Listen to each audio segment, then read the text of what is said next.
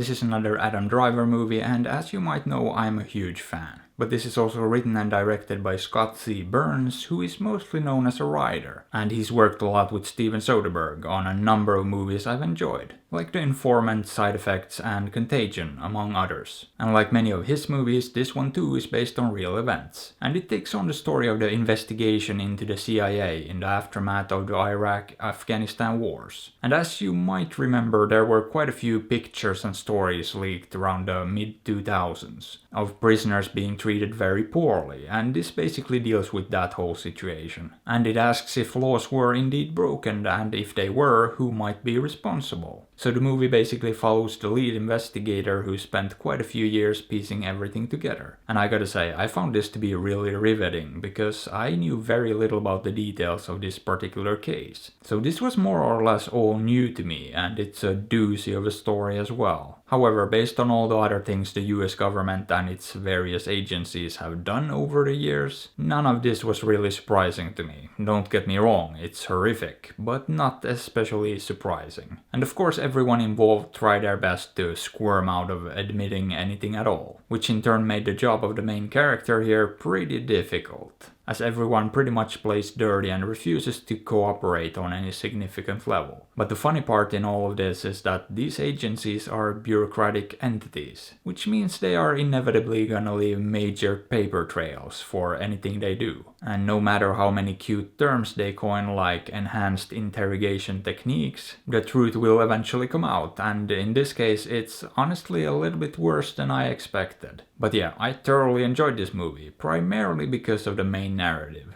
That being said, I do think it could have been made more entertaining. Had they taken a more light-hearted approach to it all, like The Informant or The Big Short, and infused a ton of humor into what is essentially a pretty horrific situation. Because at the end of the day, this is quite a dry movie. There really isn't a lot of humor at all, and the dialogue isn't all that fun or engaging either. It's all very expository, if that's a word. It's basically all exposition. One character explaining something to another character, that's 90% of this. There's not a whole lot of character development or any sort of character-driven dialogue. You know, something that would make these people involved feel more human. That would make the dialogue feel more natural and flow more easily. But with that being said, there is a lot of information this movie has to convey. And as I said, I did still find it riveting and fascinating, but not necessarily purely entertaining. And for that reason I doubt I'll ever rewatch it, I just don't feel any need to. But it's still a solid movie that took on a story that I'm very glad I got to know more about. And Adam Driver in the lead role did a really good job as well, although it's far from my favorite performance of his. And as far as everything else goes, I didn't really have any issues with it at all. I just wish it was a little bit less dry and a little bit more fun, but that's about it. So how about it? Would I recommend this?